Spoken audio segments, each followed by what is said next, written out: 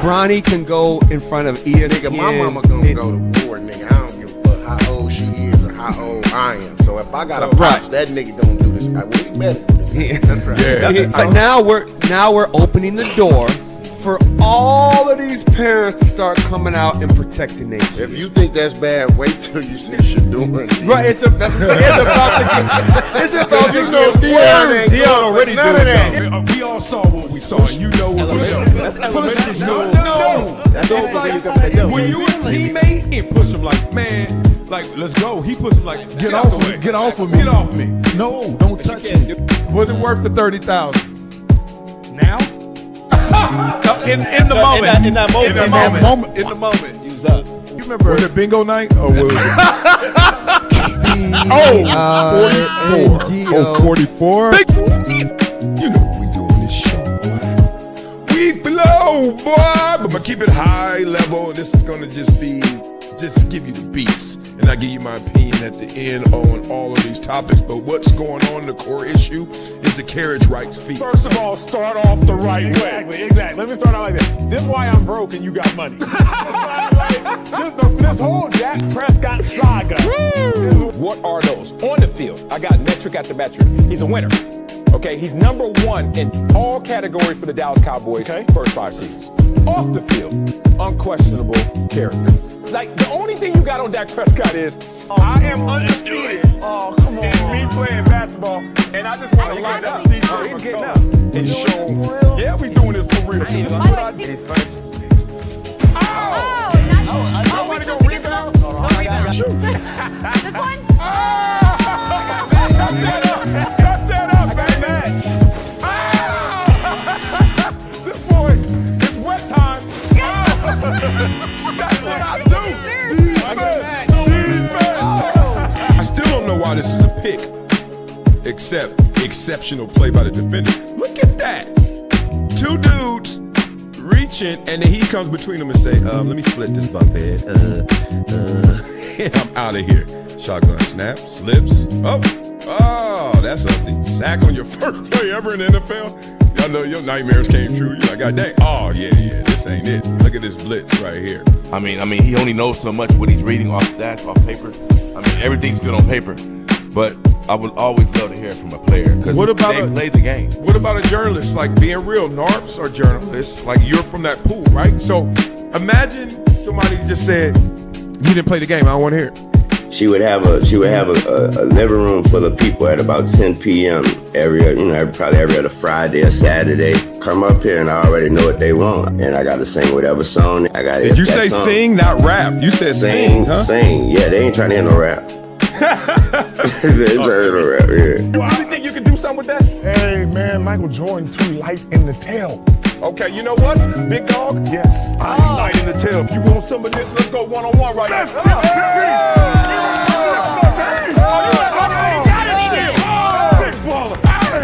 Everyone's playing the hits, but I'm a DJ. And one thing I know from my DJing experience is that you don't just play the hits. You play things that people haven't found out about yet. Discovery. Not up to me. I don't have this ego where I'm a buck, talk trash, and be like, yo, I don't like this. I don't like this. I'm gonna be like this. All right, I got enough talent. I got enough belief in me. I know what I want to do. Yep, let me go do it.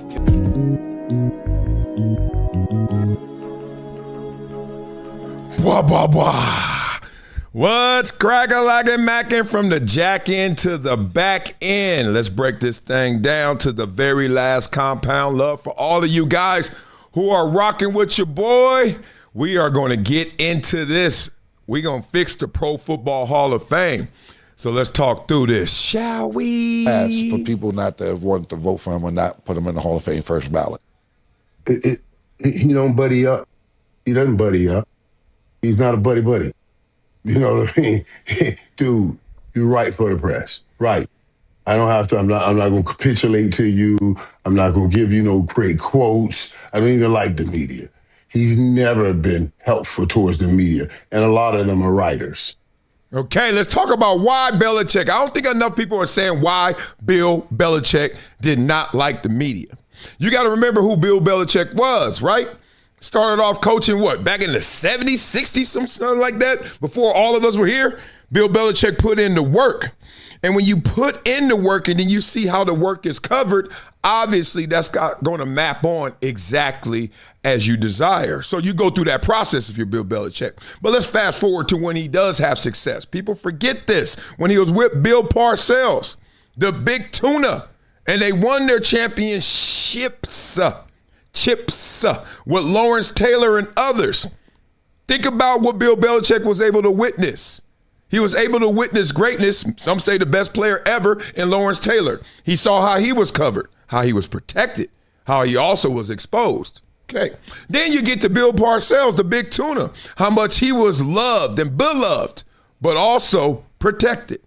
Big tuna. A lot of people were saying at that time, hey, Parcells could coach his ass off. But you know what? The special sauce is Bill Belichick. I came into the league, even before I came into the league, but just knowing it. And then when I came into the league, everybody was saying, love Bill Parcells, but boy over there, that's the dude. But Bill Belichick wasn't getting that love because Bill Belichick decided to coach in Cleveland. And even though he won a playoff game in Cleveland, and now we can now look back at that and say, damn, Bill Belichick, that's amazing. How you do that? Bill Belichick is looking at the media like, you guys don't know what the hell y'all talking about. Okay, so you start to close off because you're like, dog, why give you my jewels? What does it say in the Bible, holy books? Don't give pearls to swine. You can't give your pearls to swine. So the media became something different to Bill Belichick because he saw how real and fake they really were. Continue. So this be their get back at players or at coaches that didn't do them right. Because you know I'm a Hall of Fame voter. I'm going to get them back. But this is just too far. I don't care if you don't like them. You can't possibly justify this. Okay. You just can't possibly justify it. No kind of way with what he has done. So it destroys everything that everybody has worked for when we get ignorance like this. Preach. You look at that Michael Irvin, who we all know was also protected and exposed. You watch that Cowboys documentary? Oh, it's insane. It breaks it down to the last compound. It shows you. Michael Irvin almost killed somebody. Did you know that in real time? Me either. Thank you. That's the point. So Michael Irvin knows it as well, but he also knows that these human beings that have that resentment, that are actually mad at the work that they're doing. Remember we were covering that story where we were talking about all the writers and the journalists and how they really hate people, and we were talking about Pat McAfee had that long monologue on. These sports journalists, dog, they in the industry they don't really like. They got resentment for these athletes, but they gonna get you back. It's not just the athletes. They gonna get you back. They saw you climb up that ladder and maybe step on their fingers, so they know you're gonna have to come back down, and then they gonna step on your head. That's what they're doing right now. But Michael Irvin is a Hall of Famer. You trying to tell me now, since Bill Belichick doesn't qualify with the greatness of like a Michael Irvin, that I'm supposed to respect Michael Irvin the same? I'm like, no. I'm an outsider looking in like you guys are. And I'm like, if they don't give that guy in the top left corner respect like they give that guy right here respect, then what the hell is this thing y'all call the Hall of Fame? Continue. And my last question, I don't know if Mesa stat anything real quick. I seen everybody like in the outrage from Patrick Mahomes to LeBron James to everybody, sports-wise, pissed off about this. I'm talking about it could be a golf player, it could be a volleyball player, it could be everybody was mad about this on X. Pissed off. I was reading all the, I don't know what you call it, tweets. I don't know if you call it tweets anymore, but the X's or whatever. And people were mad, and they were saying, and some analysts were also saying, Deflategate. Or you got to think about Spygate when he got fined $500,000 for looking at people who plays, or $1 million for Deflategate, so on and so forth. What does this say to, and you can answer as well, what does this say to when it's time for Tom Brady to be inducted in the Hall of Fame? Because he was there for all those gates as well. Now, Tom may have been a little more friendly with the media, but if we're judging not putting him in the Hall of Fame based upon football, Tom Brady was also there for all the gates that we're talking about. What do you think about that? You're absolutely right. You're absolutely right. But now Tom is, hanging with him. You know, I'm sure as they go travel, he's on the road with them. They're having a drink. So we won't have this problem. We will not have this problem with Tom. And also, what you guys got to also understand was, I got to stop it right there. Y'all hear it? That likability again. That cocktail party. In Michael Irvin's words and thoughts, basically, Brady, you smoothed your way into we going to look the other way. As they looked the other way on Michael Irvin when he played before, he had some mulligans. As they looked the other way with Lawrence Taylor before, he had some mulligans. And Bill Belichick is the type that, with his level of foresight and integrity, Bill Belichick like, nah, I see all this BS. I'm good. And some people are just like that. Some people want to attack the BS to try and convert it back to being real. And some people are like, man, I ain't dealing with that BS. And Bill Belichick's like, I ain't dealing with that BS. We all know that person. That person's just going to just hang around it and try and mix it up, make some lemonade. And some people are like, I don't want nothing to drink. I don't want to deal with y'all fake asses. And that's Bill Belichick. You know, we haven't heard it yet, but I would almost guarantee that Robert Kraft will be going in. You know, and I'm sure Robert Kraft has the ability, that some people inside the Hall of Fame have the ability to say, you know, we don't want to do this together. And I'm saying if that's happening, if that's what's happening, where they were like, oh, Robert Kraft and Bill Belichick, you should have kept Robert Kraft out. Ooh. And put Bill in. Ooh. Just so we could hold some realistic understanding of what a Hall of Fame is. When you ultimately set the standard, he just moved the bar. Greatness requires those who come after you. You want them to step on your ceiling and make it your floor. So the next greatest joker got to step on Bill Belichick's ceiling and make it his floor. You know how long that's going to be, if ever? You see what I mean? What dude go stand those 6-7 championships and say, I got plenty more in me? What you think about that, boy? As far as Tom Brady? Dog, good luck. Bueno suerte, they say down past the border. Bueno suerte. That ain't happening. Blah, blah, blah. Let's talk about this because you do have to look at Kraft. You got to look at Tom Brady. And you got to look at Bill Belichick in a different way. They are different animals. They all have different contributions, obviously. But in terms of summation, in terms of how good they were towards this dynasty, how great they were in this dynasty, and how much did they contribute to the hijacking of this dynasty being pure. You got to look at Kraft different than you do at Brady as you do as Belichick. But we gonna go into this. There's layers to this. There's all types of opinions here. We got Skip Bayless gonna chime in. We got Rob Parker gonna chime in. We even got the writers, the voters who didn't vote for Bill Belichick chopping this up. So let's get into this. Let's hear it. Does Bill Belichick eventually deserve to go in the Pro Football Hall of Fame? Well, obviously he does. It's amazing. But am I surprised that voters punished him by making him wait 1 year? Not at all. Bill Belichick did not deserve to go into the Pro Football Hall of Fame on the first ballot. You believe that for real, Skip? I mean, I know it's easy to say now. No one obviously said that before. Tell me, beat it up in the comments. Did somebody say that before? And it's amazing. Skip Bayless found in his house somewhere where he could stand, do this podcast, do this clip, and still have someone he could beat on. You hear that table he tearing up? Keep going, Skip. Tear it up. I have first guessed this over and over and over again for the last 10, 12, 15 years. And every point I'm about to make, I planted flags on 10, 12, 15 years ago, and I'll drive home every point for you right here, right now. Oh. Just read the ESPN breakdown of this. Associates close to Belichick said he was puzzled by this and said, 6 Super Bowls isn't enough. It's not? This is so much deeper than just the 6 Super Bowls on the surface. Let's go. Obviously, the main reason that Bill Belichick was punished was Spygate. I mean, the winningest NFL coach ever, the great Don Shula, winner of 3 NFL championships, 2 Super Bowls, publicly called Belichick Belicheat after Spygate, in which he was busted, turned in by his former defensive coordinator, Eric Mangini, then the head coach of the Jets, who warned Belichick the week before, don't do this to me, don't cheat, don't tape my signals so you can break them down at halftime. Belichick did. Eric turned him in. Rest is history.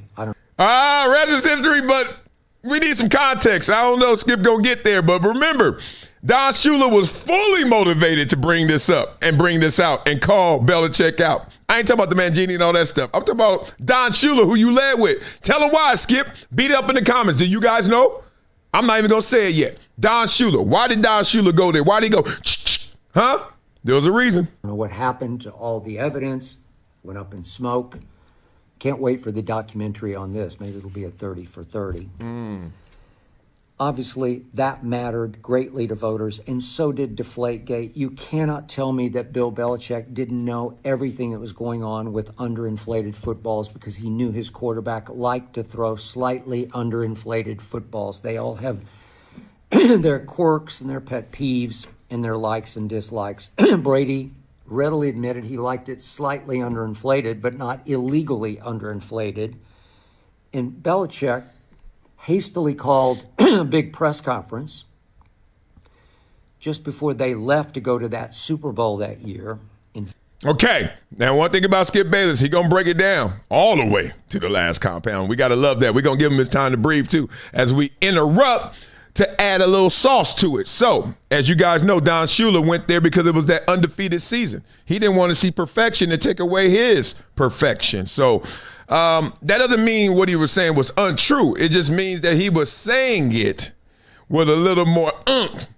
And he was saying it because it wasn't out of the integrity of the sport. It was out of protecting his accolade. But by hook or crook, he got there. Continue, Skip. Phoenix, and reached for the my cousin Vinny analogy. Remember this? And said, I'm not Mona Lisa Vito, if you know the movie, who knew everything about cars, is how the case was won. And Belichick said, I don't know anything about, no, he knows everything about footballs. It's why he had wet footballs, just drowned footballs for practices before they were going to play in the rain. He knew everything. He knew what was happening. Tom Brady was so angry about Deflategate that he successfully fought it through one round of court. And then when it went to appeals court, he had to finally drop the case because the season was upon him, and he didn't want to be a distraction not only to his team, but in his preparation to get ready for the next football season after they had won yet another Super Bowl, that one over Seattle. Now, that's conjecture right there, please. Your Honor, I would like to omit the last statements of Bill Belichick, about Bill Belichick. Sustained. You can't say that Bill Belichick knew all things about the footballs with Tom Brady just because he covered the footballs when they knew they had rain coming on a Sunday forecast on a Wednesday practice. If that's the case, every single coach I ever played for was in on a scam. They all do that. They all have protective and preventative measures. They're not stupid. Doesn't mean you over here trying to be shiesty if you're not stupid. So we just going to make sure we strike that from the record. Continue.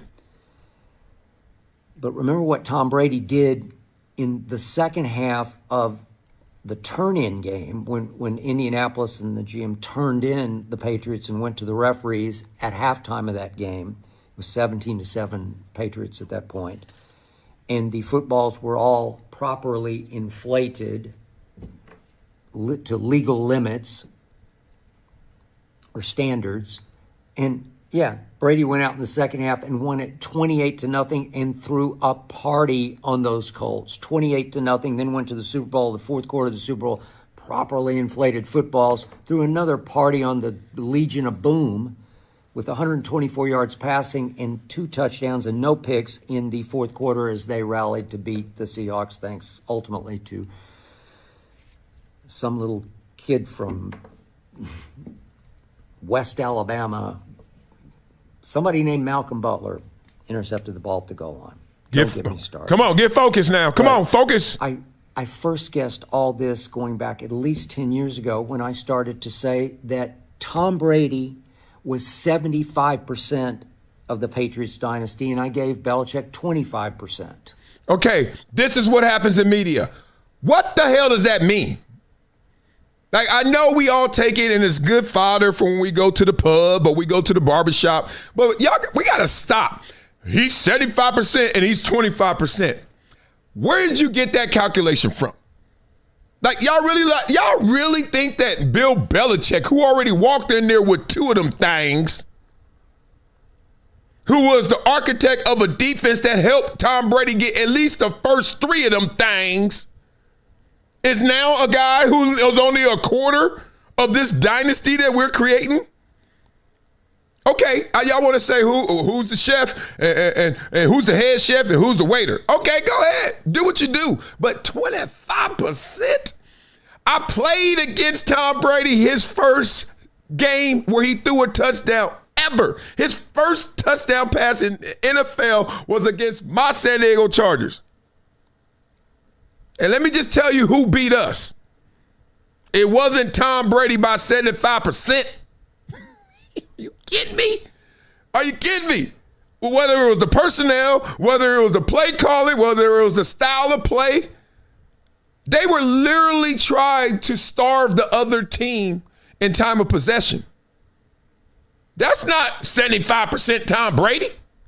Now, you could be saying, oh, I'm talking about after that, the second three that they got, when the perfect team that still was great. Okay, but that still doesn't slant it. This whole, it's like any relationship to me. It's not 50-50. That's a damn lie. If you're married, you understand there ain't no 50-50s out there.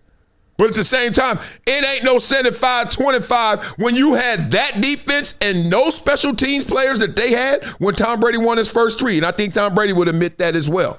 So let's just get off of this whole, we're going to rob Belichick, who walked in there already loaded with two of them things. Continue. But you have to credit Brady with at least 75%.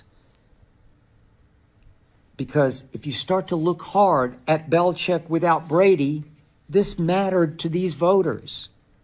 So he starts off 5 years at Cleveland before he got fired as the head coach. He went 36-44 and made the playoffs 1 year, did win one playoff game and lost the next, but 36-44. Then he goes to New England with a second chance, and he goes 5-11 in the first season. And then in season 2, they were losing their first two games when a 6th-round pick named Tom Brady sort of fell out of the heavens into Belichick's lap. Belichick didn't push to draft Tom Brady.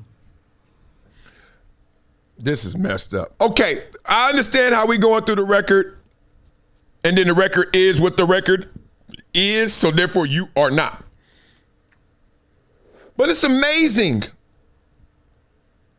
how everyone walks around. Let's just give you an example, just to give you a loose example, and it's actually pretty tight. Everyone loves Michael Jordan. Even if he's not your GOAT, you love Michael Jordan. Like this, I can't meet any real sports fan who doesn't celebrate the most marketed and one of the most successful players ever, if not the best basketball player ever. You can't. Like, if you are actually, as the kids would say, a hater. Like, there's no way. I don't care how much I love LeBron. I don't care how much I love Kareem. I'm not sitting there about to go at Michael Jordan like he ain't it. But remember, if you want to play this game, remember, Simba. How was Michael Jordan in his first, 7 years? You want to start pulling out these receipts? You want to start pulling out them first-round exits? You want to start pulling out some records and stuff? But he was. So they do this, and they pick, and they move the goalposts. That's why they say you shouldn't argue with people, because your friends don't need to even hear the reasons, and your enemies ain't going to believe whatever the hell you talking about. They say just don't even argue. But I will. That is jacked up. They go, all of a sudden it's Belichick without the quarterback that is named Tom Brady. How are you doing? That's like asking Eddie Delahousse or LaFay Pincott. Y'all remember them damn jockeys? How are you when you ain't on Secretariat? Well, I'm a little different of a jockey, ain't I? Oh, my God.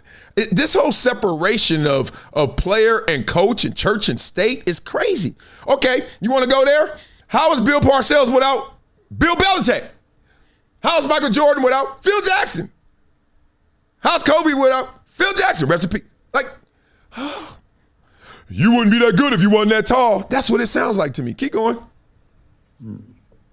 I had one coach on that staff tell me that he was ready to put his house up for sale because he did not think they were going to last the rest of that 2001 season until Brady fell out of heaven. And you know the rest of the story, championship story.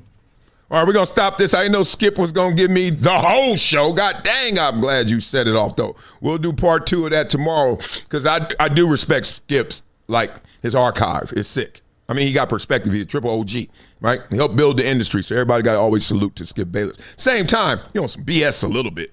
This is some BS right here. This is some BS. You got a punk-ass coach who's scared, who probably been on 18 different staffs, and he's like, I know how this goes. I'm about to put up my house for sale and get there early. That don't mean that Belichick ain't coaching his ass off. What does one have to do with the other? That's why we do this show, so we can really put them in the film room and say, what the hell are you doing? He literally tried to run a scam. What was Bill Belichick doing in Cleveland? What was Tom Brady doing in Michigan? Let me stop. Oh, my God. Like, what are they doing? Like, some people grow. There are kids that are man-childs. You ever see that 11-year-old? You're like, dog, he going to the NFL. He going to the NBA. Check in 10 years. Guess where he at? He working at Amazon. He just delivered your damn package. You ever see man-childs? You ever see late growth spurts? David Robinson. Oh, he's just a normal old kid. Go to the Navy, whatever. Oh, Jesus. We got to pick him. What happened to him? Dog, everyone has a different growth pattern. Okay? Doesn't mean you ain't great. It does not mean that. So let's keep going. This is a topic right here. Kansas City Stars Gregorian becomes the first Hall of Fame voter to explain he didn't vote for Bill Belichick. Boy, pressure bust pipes. Didn't the Hall of Fame just come out yesterday and write a letter to the government the other day? They opened and read it. It said, Mr. Gregorian, you a sucker. They told y'all, stop talking about the process. Stop going out there because Bill Polian talking about, I don't know if I voted for him or not. And then somebody said, hey, you did, but that doesn't sound good. Like, stop talking. The reason they protect these voters and they don't protect them in baseball is because they want to keep the integrity of the process. They don't want you to be compromised. And people are going to say this ain't being compromised. Yes, it is. Because you get shook. You make your vote, you're supposed to move on. You went in there, you voted for Harris. Move on. You went in there and voted for Trump. Move on. Ain't supposed to be, oh my God, you voted for Trump. Oh my God, you voted for Harris. And then all that. And then next election, you're like, I don't know if I'm going to do it. But if I am going to do it, I'm certainly not going to say it. Dog, you were protected, but you want that fame. See? He already had the power. He had the power to vote Bill Belichick out of the Hall of Fame. But he didn't want it, just the power. He wanted the, as EPMD would say, fame. Let's see what he's talking about. Oh, I can't stand this. All right, the process. How could this not be an automatic selection? What's up, girl? Hey, sugar. Let's see what he says. Give me some quotes. Here we go. He says, it wasn't politics or scandals or anything else. It was simply a numbers game. And in only being able to vote for 3 candidates, see? I know a lot of people don't know how the voting process goes. And we're not supposed to unless we want to be nerds and figure it out. But now we have to go through this process. Gregorian chose to vote for 3 deserving former NFL stars. So this is part of what people are missing in this conversation. I told you guys when we were going over Eli Manning yesterday, he's going to have a tough time getting in there because every year it's a new dude or dudes coming. Next year, we're going to have Rob Gronkowski. That's one slot guaranteed, right? So come on. So here we go. In fact, I didn't vote against Belichick or Kraft. I voted for the 3 senior candidates, Ken Anderson, Roger Craig, and L.C. Greenwood. Now, Roger Craig was a dude. I mean, they all were, obviously. But Roger Craig, I remember vividly. Oh, he used to run. His knees used to hit him in the mouth. I was like, golly. You could call that rationalizing, I suppose.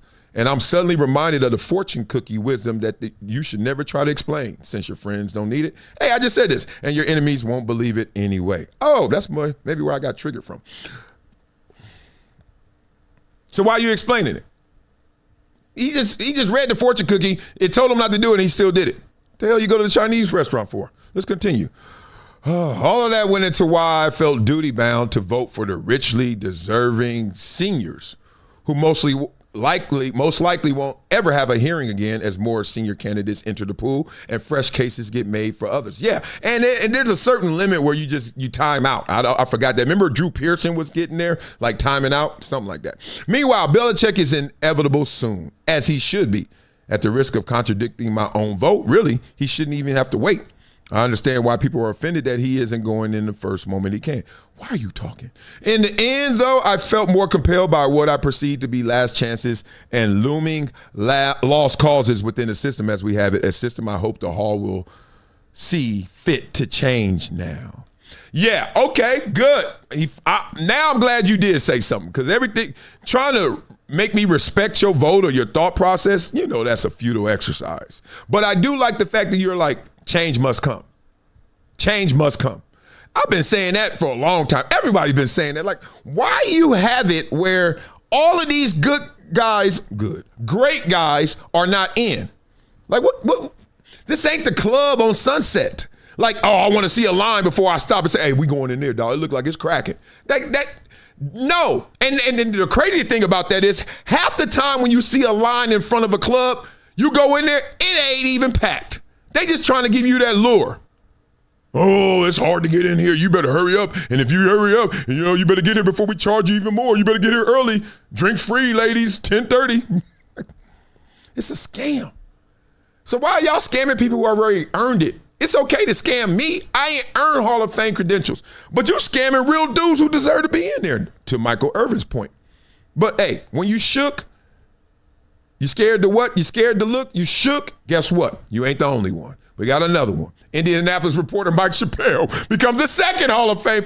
Y'all some snitches to explain why he didn't vote for Bill Belichick. What the funk? Like, dog, you're already protected. Anonymity. I could say that word. Anonymity.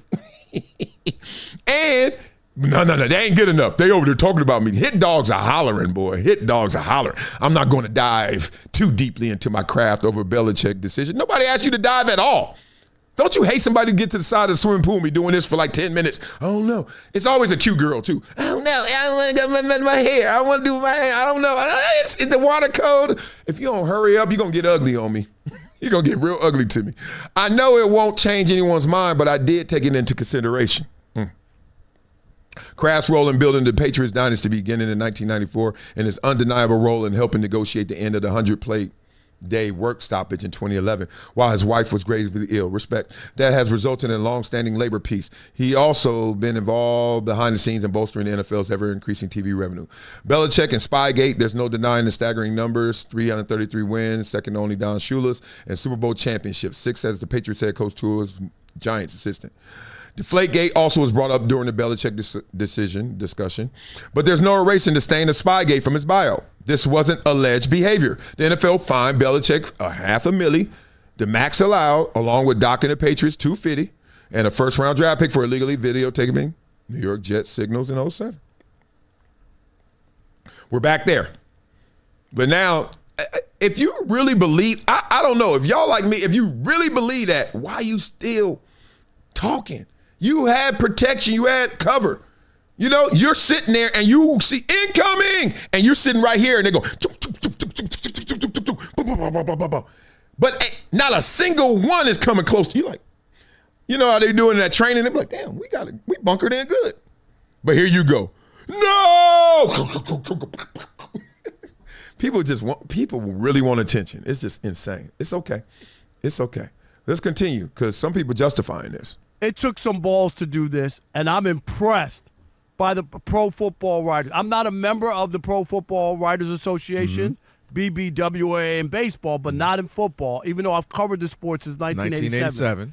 But I have mad respect for them to be able to say you shouldn't be rewarded for cheating. Well, somebody spearheaded this. But remember, Robert Kraft isn't in. Right. Remember, he didn't get. He's dying to get in. He didn't get, and he's 85 years old, 83 years old, whatever it is. He wants to get in. It's not he doesn't care. He wants to get in. Exactly. And now Bill Belichick is not in the first ballot. If I'm Tom Brady, my shorts are brown at home. Is this just enough for them to say, well, we know you're going to get in, but dang it, you're not going in first ballot? Or are they trying to make a loud statement and say, you're not getting in? But here's the thing. That's what I find interesting in this because. Only because Kraft didn't get in. I think that because you look at it and go, Kraft wasn't coaching. Kraft wasn't getting the signals. You can make a case for Kraft that he's just the owner of the team. Right, but I think the part with that would be you're orchestrating this, right? Because the buck always has to stop with somebody, right? If you and I are acting crazy on the team, you're saying what do we say? You're going to take the owner out and then let Belichick get in? No, that's what I'm saying. I wonder if this is a loud message saying,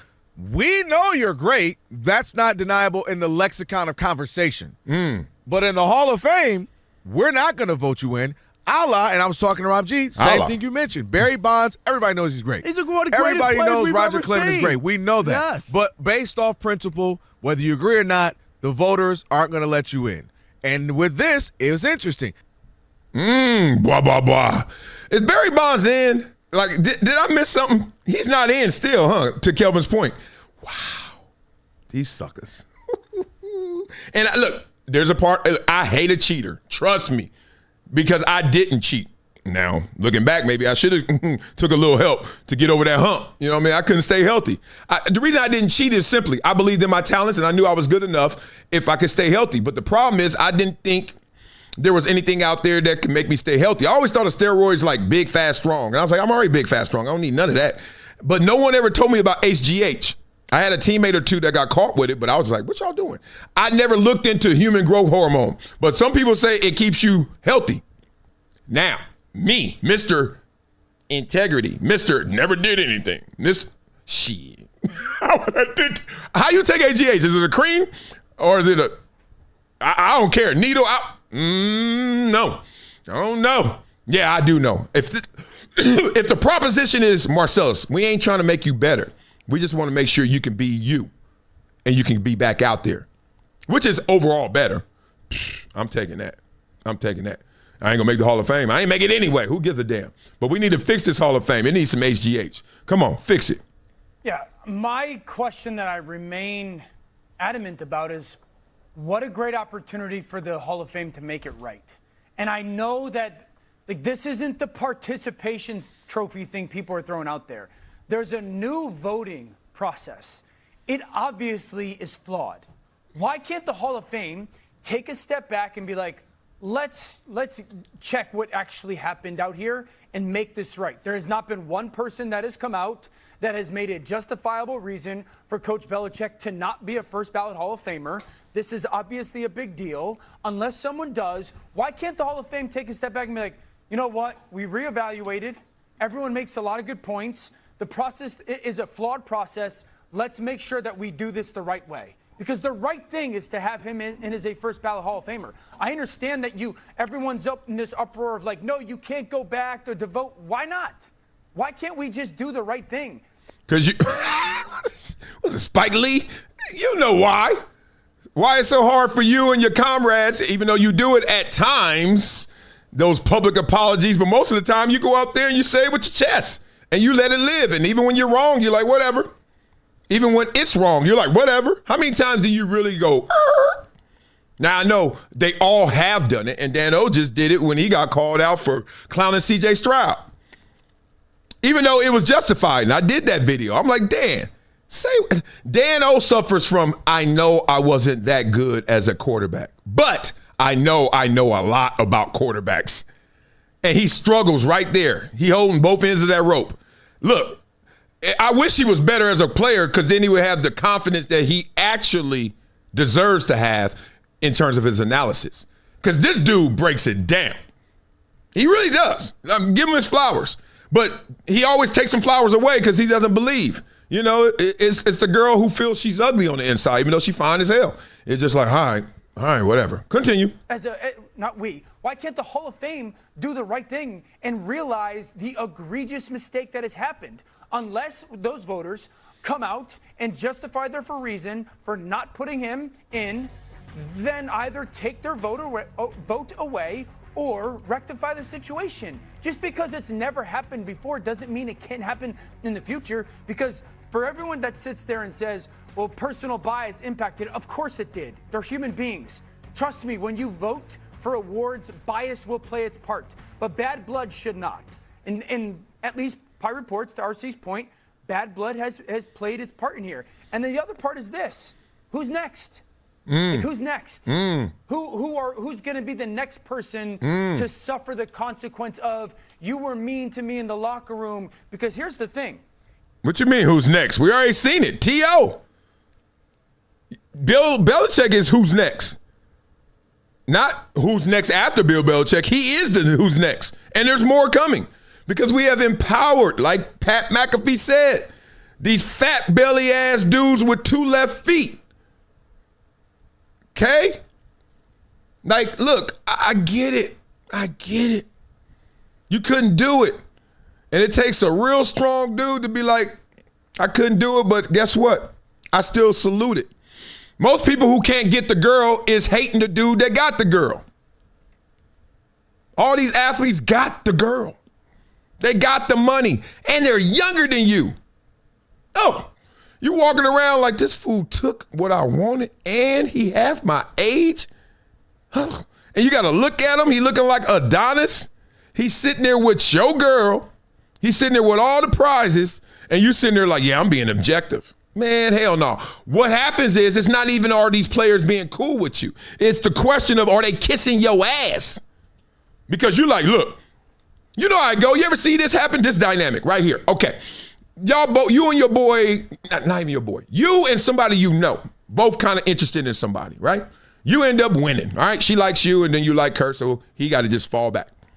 Then one day, you out again with her, y'all chilling, and then he like, hey, what's up, man? Come on. Hey, yo, oh, hey, girl. Give her that kind of fake hug because he know if he go in, he telling on himself.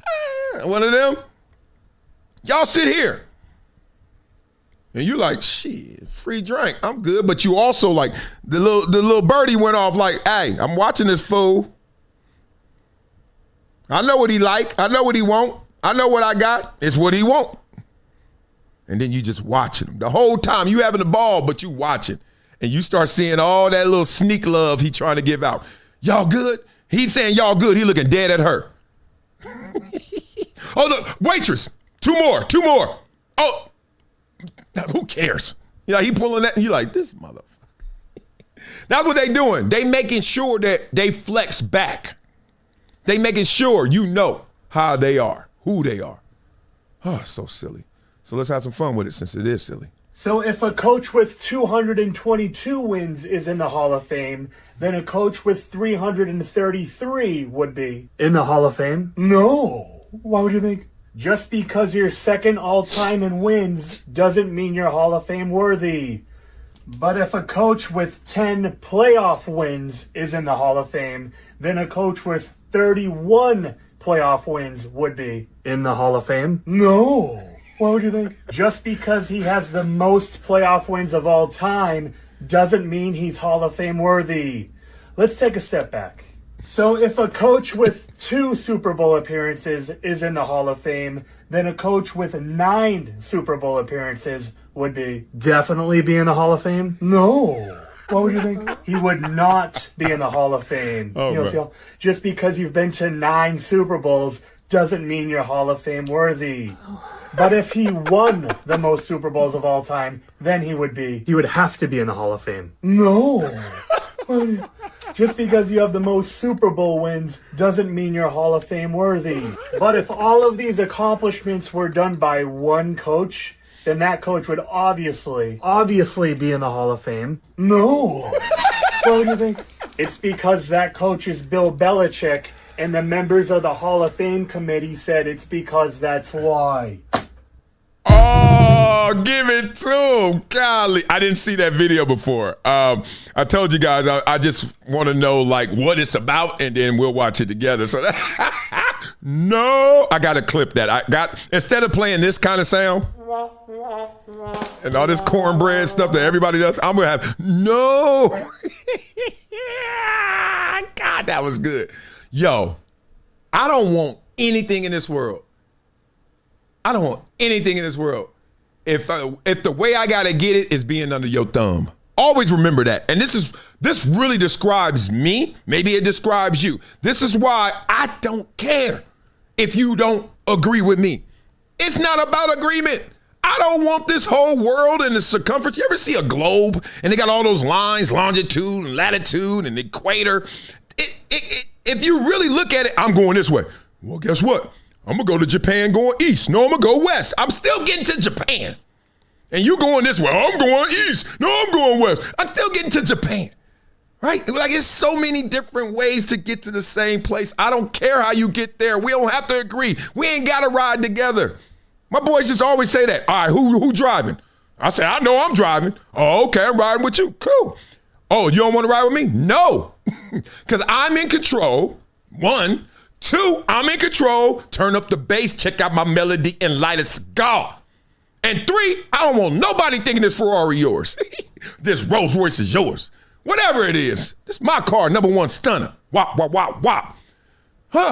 Jesus. People put you under their thumb and be like, if you're nice to me. That's why part of the reason this whole corporate media and stuff, cats, we gonna do the topic. Stick with me. Stick with me. Austin Rivers goes there. The difference between TV and podcasting, he goes there.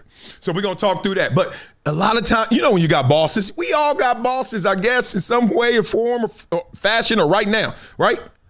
YouTube is my boss. I don't even know who the hell that is. It's some dude that I've seen on commercials before. I'm like, I don't know him. But I put it like this. I could put out a video right now about Stephen A. Smith. Stephen A. Smith says his ABCs. 50,000, 75,000, 100,000 views. I could say anything about something really meaningful, like, man, this division in our country. Look at the contradiction and the hyperbole and 1,000 views because they suppress it. I got a boss. Corporate media, when I worked at Fox, ESPN. Marcellus, that take you had about the racial division, that Colin Kaepernick, when you were actually saying he shouldn't protest or he should protest with a purpose. Thumb. Look, don't let me in the Hall of Fame then. I'm not under your thumb. Ooh, people know that about me. All right, so beat it up in the comments before we get into this topic. This topic is Cam Newton, Jason Whitlock. Gonna break it down. It's crazy because I went on my favorite website, Awful Announcing, once again, and they didn't have this on here. I had no idea that Jason Whitlock was beefing with Cam Newton because my favorite website that's supposed to aggregate all the sports and sports media doesn't like Jason Whitlock so much they won't even put it in something with him and Cam Newton. Now, I hope I'm wrong and I just skipped over it, but I don't. I see all their stories. That's where most of this stuff comes from. Whew. This world, man, they suppress you under their thumb. Don't be under somebody's thumb. I understand. We all got to go through that process. We got to get to the point where we are the thumb. But Bill Belichick got a slob on the knob like corn on the cob. Check in with me. Didn't do your job. I got to be that guy just to get in the Hall of Fame, man? Fuck your Hall of Fame if I'm Bill Belichick. Matter of fact, didn't T.O. say, like, when they let him in, he was like, I'm not going, or I don't want to go in? Something like that. That's what Bill Belichick should do. I'm not going in, so I'm being real rich right now. I'm on one to tell them not to do something. But damn it, you got to make a message out of this. You can't just go in there and then they take your lashes, take your lashes, 365 days of lashes, and then they say, now you may enter. I'm like, I ain't going nowhere. Give them that glory tier, Denzel. Wrong with you? Trying to punk me. Because I ain't want to say hi to you. Fuck hi. Ooh. Okay, let's get into this. Jason Whitlock, Cam Newton, Let's beat up some comments first. John Doe says, Skip better keep the same energy when TB is up. Yeah, it's going to be interesting. It's going to be very interesting when that goes down. John Doe says, I'm a highly intelligent dude. I love when y'all say good things about me. Thank you. I'll read the bad ones too. Here we go. See, like Real Jim says, I disagree with Marcellus, but I watch and love him still. What you disagree with? That's cool. I told you, I'm going to Japan. You're going to Japan. We just going different ways. I love it. All right. Speaking of going different ways, this is going to go different ways. Let's go. And racialize the conversation at ESPN. I do not think Kevin Stefanski wants Shedeur Sanders to succeed. For this to be the first move that Matt Ryan made. Kevin Stefanski? No facts, just emotion, just a discussion of everything through a racial lens. It's a clown show at ESPN. And Cam, I know Cam thinks I don't like him, and Cam can't wait to see me. He can't wait to beat up a 58-year-old man. Cam, good luck with it. Cam, I'm trying to actually give you good advice. If you want to know why Matt Ryan can make one Super Bowl appearance, get one MVP, and then have the Atlanta Falcons say, hey, you should be the president of our organization, and why you can't get that opportunity with the Carolina Panthers or anybody, no one's putting you in a position of responsibility and decision making, it's because you have decided you would rather play the buffoon than actually be a decision maker and a true impact maker. But you want to blame white racism rather than yourself. Woo!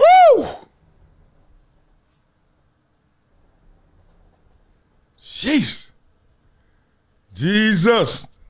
Okay. I'm not a fan, don't like, am against calling somebody a clown and buffoon because of the path that they're taking and the way that they're using their rhetoric, okay? So there's another way of saying you disagree with Cam Newton than going to those terms, because all you're doing now is getting lost in the noise and we're losing the signal. What Jason Whitlock is saying, and he did say it, but he also put the hot sauce on it, was, hey, at ESPN, y'all, the repetitive nature of looking at conversations racially is obnoxious, excessive, and is harmful. It is. It really is. Like being a 51-year-old black man. So I remember from all the way back when I was a 7-year-old black boy, and looking at now to then and all the things that helped me along that journey. Good, bad, and ugly, I can assess them all because some of the bad helped you. Some of the no's turned into yes later. So I'm not stupid to say that everything has to happen for you that is good for good to be the result. No. You can turn some lemons into lemonade, as they say. But to call Cam out like that, I'm against that. Whitlock knows. I've worked with Whitlock before. Duh, right? So I'm like, I don't do that. But he does. So let's talk through it. He's just given now Cam license to obviously return fire. Same caliber, same ammunition. If not, let's take it there. But I do understand what Whitlock is saying. Now, before Cam even speaks, Cam got to understand what this man is saying. He's trying to say, look, dog, why do you have an issue? Let's stay focused. Why you got an issue with Kevin Stefanski? Did you have an issue with Kevin Stefanski before Shedeur got there? Let's just go there. Because a lot of times we look at Kevin Stefanski different now than we did back then. One, he was in Cleveland. It's amazing that anybody who is for the community, for the culture, they love to bring up when some kid makes it from a tough environment. They love to bring up, oh, Marcellus was a valedictorian and he's from Compton or something like that. You know, they love to find, oh, that kid, Akilah and the B. She went to Crenshaw, but she won the national spelling bee. They love that. But then when you see Kevin Stefanski, a white man trying to just win a game in Cleveland, you don't love that. You forget the circumstances. You forget the environment then. That's why we gave Belichick some credit last segment. He won a playoff game in Cleveland. Like, that's sick. In all seriousness, it does matter where you're drafted. It does matter where you're coaching. Look at the coaching carousel this year. It's horrible. Who wants to go any of these places for real? They asked John Gruden. John Gruden said, psh, I ain't going to no Jets. You crazy. On his staff or not? No. So let's not forget that. But let's not also forget that Jason already got 2 unnecessary roughness penalties on one play. So now, I'm scared. Because these 4th and 1s go. He goes, Gilly, duck. He's gotten you so many times. Let's see. Gilly! I knew it. Watch out. I'm through with you. Strong statements right there.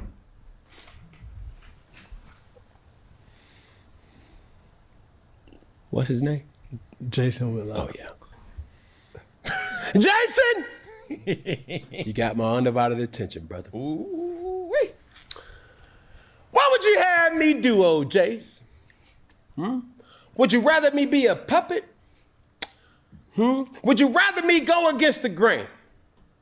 Would Would you rather me not speak how I truly feel? Would you rather me just be a pawn on a chessboard? No. There's one thing about me, Mr. Whitlock, that you must understand. You call it clown, a buffoon, all these different name calling. I say it this way.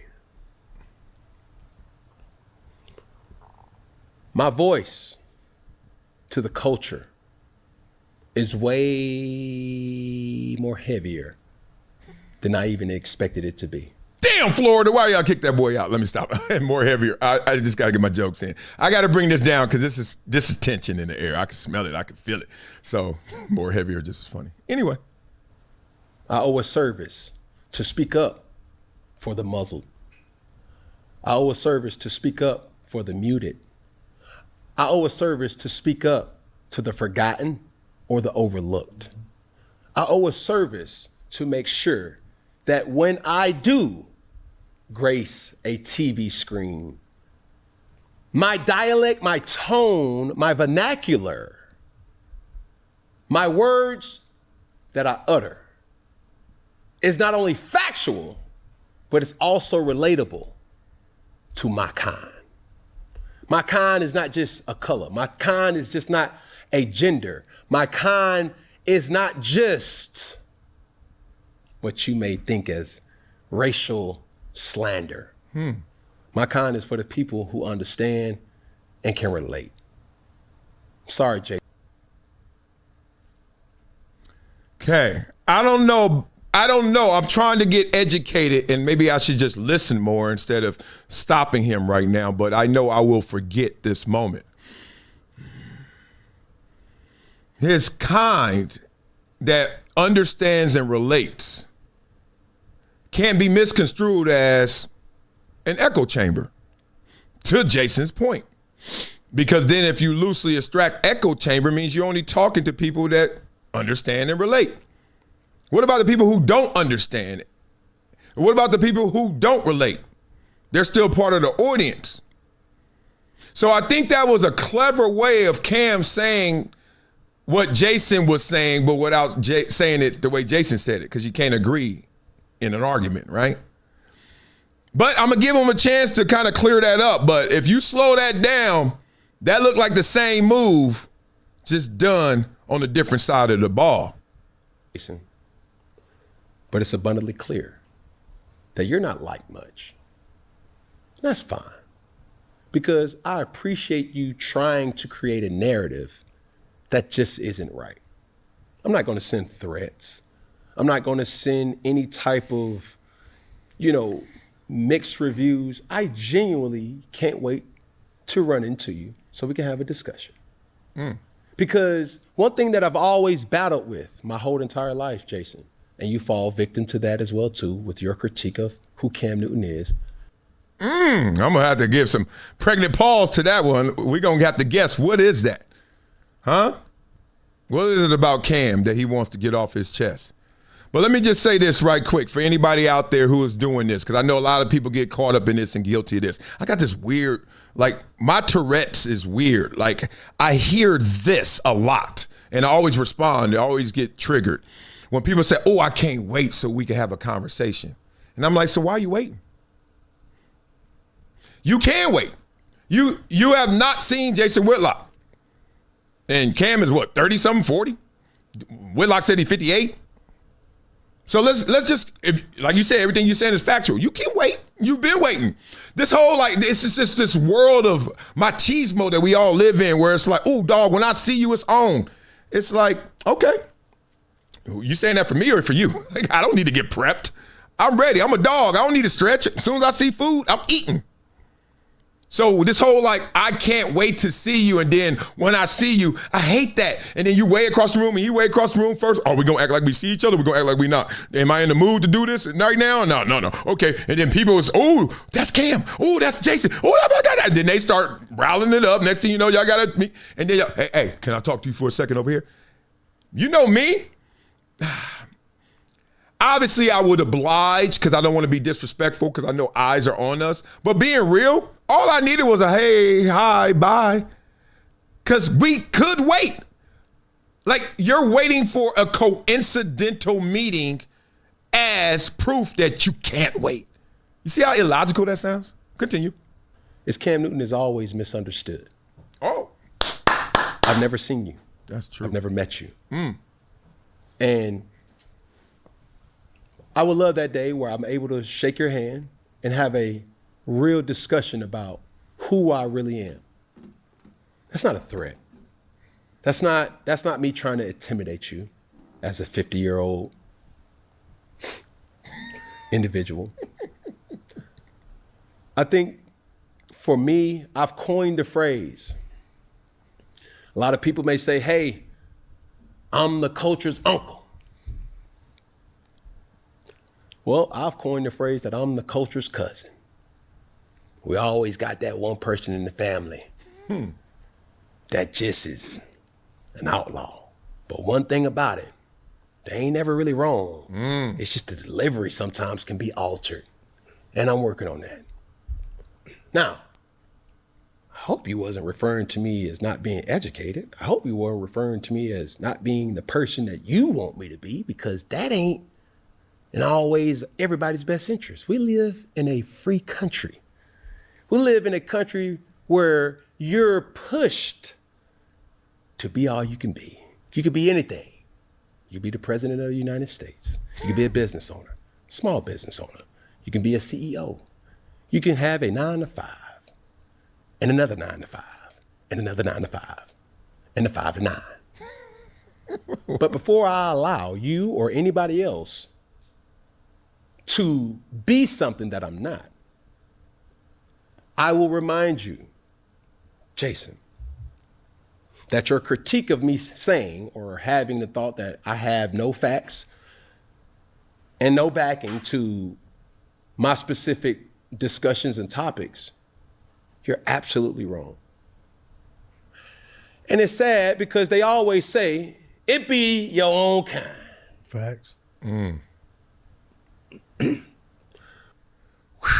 this is heavy. But it's so informative. It's so necessary, as they say, so necessary. First of all, Cam is a big-ass cousin. Like, you go to that family reunion, that's your cousin? He's gigantic, y'all. I'm just trying to tell y'all who have not met this man. Remember that video of him fighting 7 people and his hat stayed on? This dude is different. So don't think that ain't going to have some kind of impression on you when you see him. Okay? Now, second of all, Whitlock is not that. He's older, right? 58, right? He ain't built like Cam. Let's just say that, right? Different shapes and figures. But what Cam is saying, he is misunderstood. And that's one thing about Cam that I do respect. Now, a lot of times he doesn't help himself in certain situations be understood, right?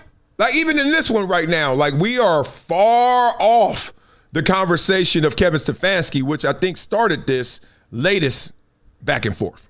Whatever, take it where you want. You're involved. I'm gonna ride with you, big dog. I got shotgun. But what Whitlock is saying is you are racializing, which can be radicalizing, and it also is undermining.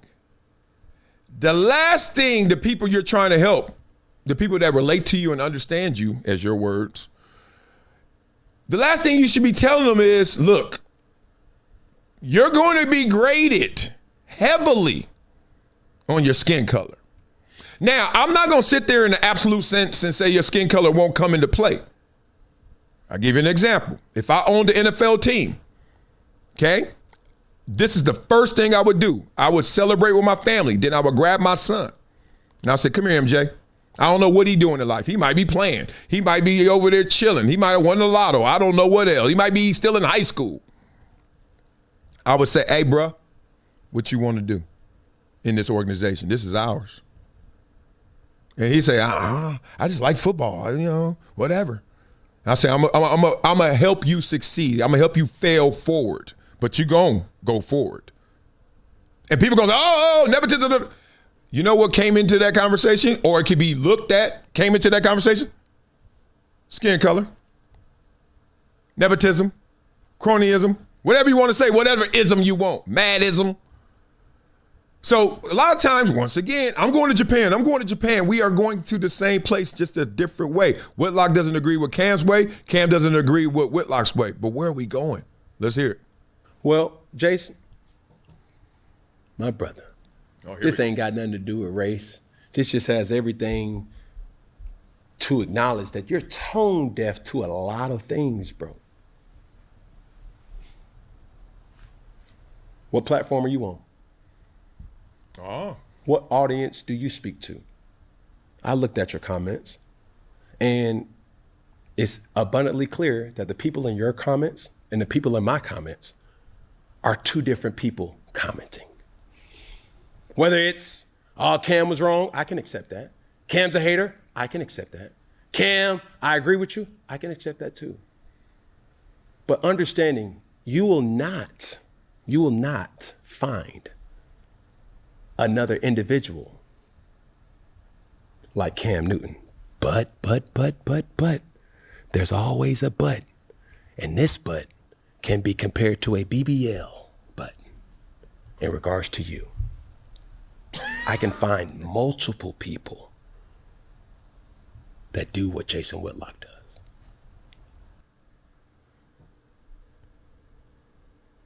Did y'all catch that? The coach in me just came out and said, excuse me, come here, Cam, come here, Jason. What the hell we doing out here? Y'all supposed to be running a tackle in stunt. For those who don't know football technicalities, that's when the defensive end and the tackle, y'all got to become best friends, be on the same page, and have this nonverbal language. I need you to run up their tackle. I need you to go inside, okay? I want you to pin that offensive tackle so the defensive end can loop around, okay? Get in that gap. What are y'all talking about right here? Cam Newton just said there's only one Cam Newton. Then he said, I can find a lot of people or few people that could do what you do, Jason Whitlock. You skipped over a logical step there. There's only one Jason Whitlock. There's only one Cam Newton. There's only one Marcellus Wiley. There's only one, all of y'all in the comments, in the chat. There's only one of you. Now, through the funneling process of living, there's a lot of people that's going to do the same thing, but I'm the only one doing it this way. So I just think that Cam wanted those applause, that support to saying I'm unique and you're not, but he actually is unique, even though others are doing what he's doing. And here's an epiphany. Others are doing what you're doing. That was a moot point, as they say, but let's go. Who's really winning? I look forward to the day that we do meet. And once again, this is not a threat, bro. It's one of those dynamics where you got real people who really hate you. I'm not one of them. There you go. I'm just intrigued to silence your stereotypical thought of a black man in front of a camera in America with long hair that finds ways to call truth to power. Then when I call out a Kevin Stefanski, when I call out other organizations and say questions like, how do you hire a Mike McCarthy? How do you even interview a Phillip Rivers and not even give the opportunity to a Byron Leftwich, a Super Bowl winning coordinator? And my former teammate, shout out to B Left, one of the best rap connoisseurs out there. Great guy, great coach, all that. Needs an opportunity, obviously. The way that the cards were played and the way that the chips fell, not in his favor of late, but obviously he had a ride there. I wish there was more depth on that part, because I don't know why these opportunities, Phillip Rivers is going to get an opportunity, as Byron Leftwich got an opportunity as well, as Cam has. I don't know if he's gotten any coaching, front office opportunities just yet, but he's had his opportunity to go from player to now broadcaster, podcaster, independent owner, etc. Like, these opportunities are everywhere. Now, I just don't understand what world are we living in where we want them to be even. Because it's not even, Cam. Cam, ain't nobody else built like you, playing like you. Ain't no evenness to this. That's why you were Cam. That's why you were Superman. You didn't do this because you were any man. You didn't do this because you was every man. You was Superman. Take your dubs. Stop trying to pass out the L's to the people to say, do you relate? Do you understand? The people already know how many L's they taking. They want to hear about the dubs.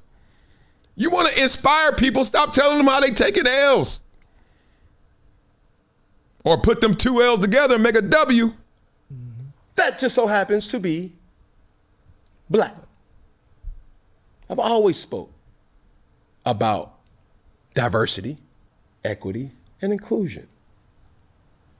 I've always been an advocate to former players. But somehow, Mr. Jason, you've been able to, and have been able to try to shift the narrative or try to coin the phrase uneducated individual. You may not have said it, but that's the vibe that you give me. So, as we talk on a platform that I'm able to be 100% authentically myself, I don't have to look behind my back. I don't have to look over my shoulder. That dumb. I don't have to worry if I will see this person or not. I'm comfortable in my skin. Are you comfortable in yours?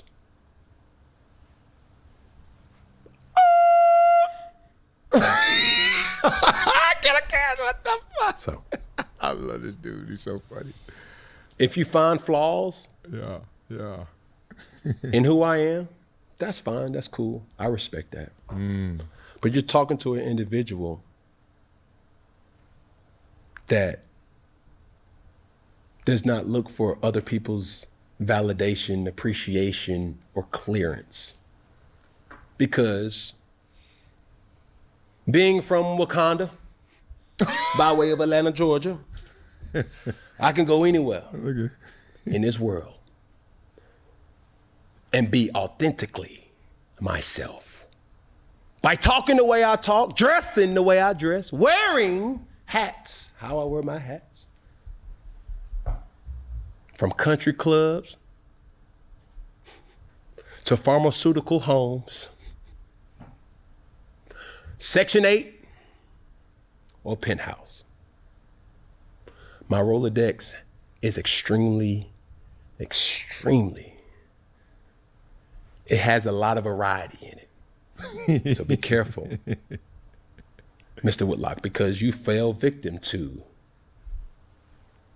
what I really wanted you and others to understand. I may look some dumb, but I ain't plumb dumb. Blah, blah, blah. Oh, man. That was good theater. That was good theater. I know a lot of people were like, man, I wish they would. Man, shut it. That is good theater. You know why that's good theater? Simple, because of this. We need to open up the lanes, turn the valves on in terms of full expression. Like he said, being authentic.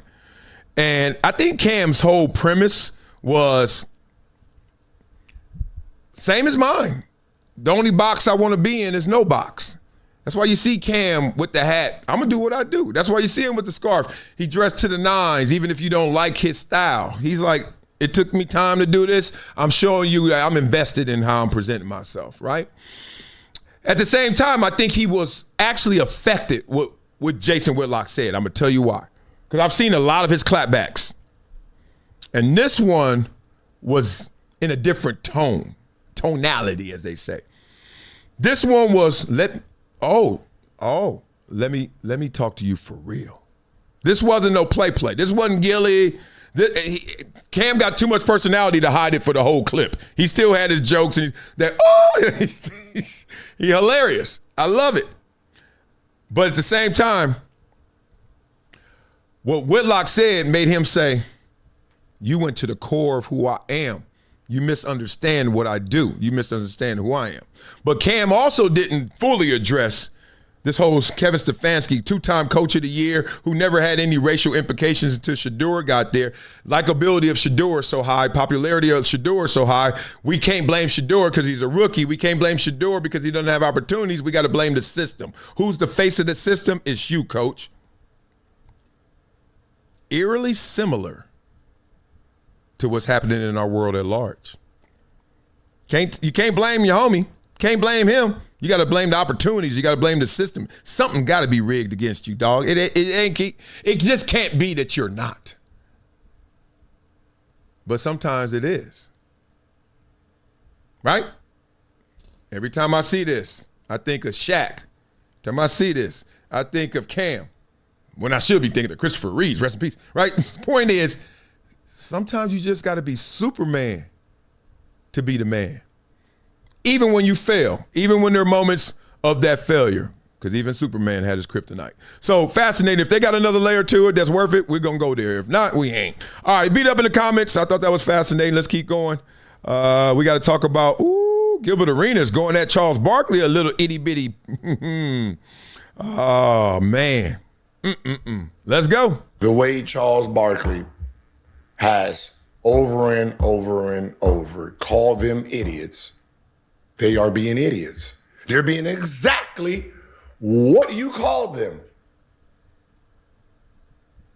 We're talking about Charles Barkley when ESPN, some are saying shelved. It started with Colin Cowherd saying, hey, I think that ESPN and Adam Silver this is conjecture, may have had a conversation around the lines of, oh, you got Inside the NBA on ESPN now? Won't you just chill with that show for a minute? Because he said it used to feel really big and now it's disappearing. And then even Barkley said, hey, man, I wish we were working more. But then Colin said what he said, and now this is Gil's reaction. They're being exactly everything you wanted them to be when you was on the other side. Do not be mad that they are being that person. They are they idiots for not putting you on? Yeah, but that part is on purpose. They're letting you know who's boss. They took your show, treat it like rap game. I want this person so I don't have to battle with this person. You was in front of them. Now your ass is behind them because they're putting you on less. It's just as easy as that. Right? They have the younger crew. They have the younger talent for the most part. Right now it's football season, so I don't know what they're going to do during basketball season, but benching you was necessary for their growth moving forward, right? Wow. I got to stop there. Why? Yes. Right now you got me. I'm like, I'm all in. Why? What growth? Then all the other partners grow. Amazon let them get their footing, etc. Prime and all that stuff. Like, you want them to get their footing? This thing was huge, but I do understand that the sentiments were, we're tired of y'all beating up this same sport we're trying to promote, especially now. And this is a sensitive time. Oh, this probably is the layer. They're trying to go international. They're trying to go globally. They're trying to start a new league. I think part of the slander that LeBron James is facing, some of the headwind, was when Maverick and him were trying to raise, $5 billion, and we're meeting with Russian oligarchs, I read, and they're trying to start up their own league in Europe, and the NBA was like, what you say? What you doing? I thought you wanted that Vegas franchise. Do you? Okay, you better chill. And then I think part of the slant, I don't know. That's my conjecture. But I think since the game is growing, we're trying to promote this thing. Last thing we need is y'all just taking all the air out the balloon. Interesting. The problem is with the older generation, they don't have a safety net for their content themselves and for their takes to stay relevant in this dog-eat-dog world. In this landscape of what's going on. And that's why you have the Skip Bayless, who has his own channel, his own platform. Stephen A. Smith realized a couple years ago. You see Shannon Sharp. Now, if Shannon Sharp didn't have his two platforms, mostly Nightcap, to talk his sports, he would have been out of the picture. Right? Just like some of those other people, when they cut all those employees, And all those people lost their jobs, those big names, they didn't have no some platform to catch them. And that was the problem. And that's going to happen to Charles Barkley because he don't have a platform. Shaq could be fine. Shaq could be fine. That's interesting. He just said that. Wow.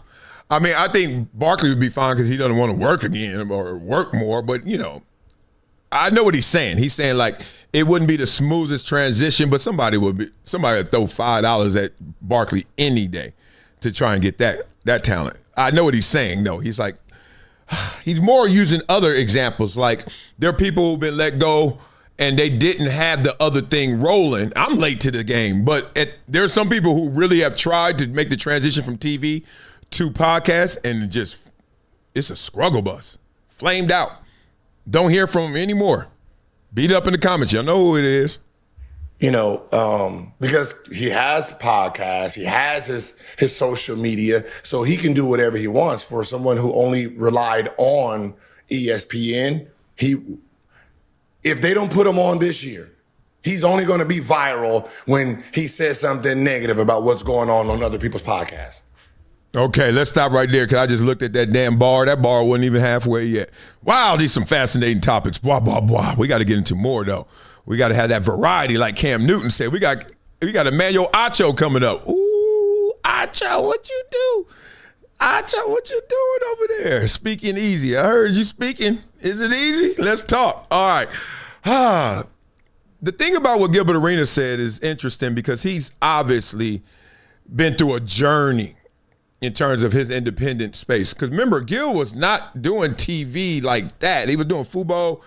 I remember doing a panel with him and we was chopping it up, and then he was doing football, and then he had his YouTube channel, and then he was like, all right, then he got his Underdog. You know, he went to the Kwame Brown stuff before that, and then he did Underdog, and now, I mean, there's blank checks out there for Gilbert Arenas. Let's just call it like it is, okay?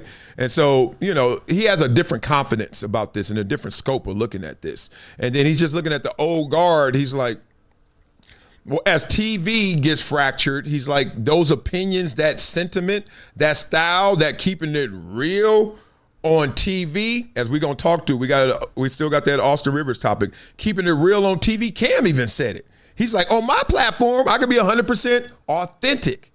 You notice he was talking about where he can't be 100% authentic. First Take, ESPN, etc.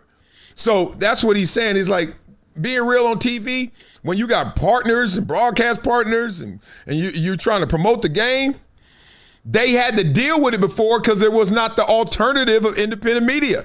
Now they like, take that gangster real hard, keeping it one thou wow shit, go home and do it at your crib.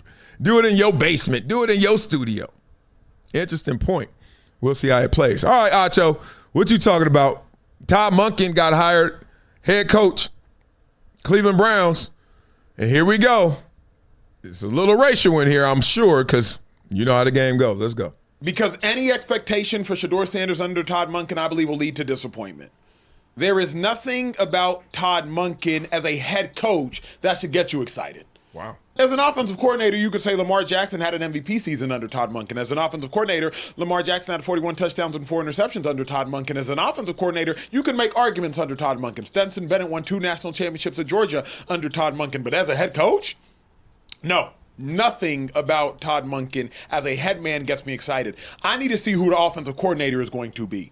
That's what I need to see. But what I don't yet see, T, is like, how is Todd Monken going to command that locker room, command that group of men? And also, if I'm Shedeur or anybody in that locker room, why am I listening to Todd Monken? What have you won on an NFL level as a head coach? You're not even a head coach on an NFL level. So Let me let him finish. He almost done. God dang. Don't even have expectation for Shedeur under Todd Monken because I believe any expectations I would have, he would not meet. Because why am I excited about it, T? Why? Ooh. Whew. That was filthy. That was wrong. That was disingenuous. One, Acho is smart. You can say a lot of things about Acho, but he's no dummy. So because he's no dummy, I know he knows the contrast. I know he knows the comps that are out there Let me put up Todd Monken's coaching.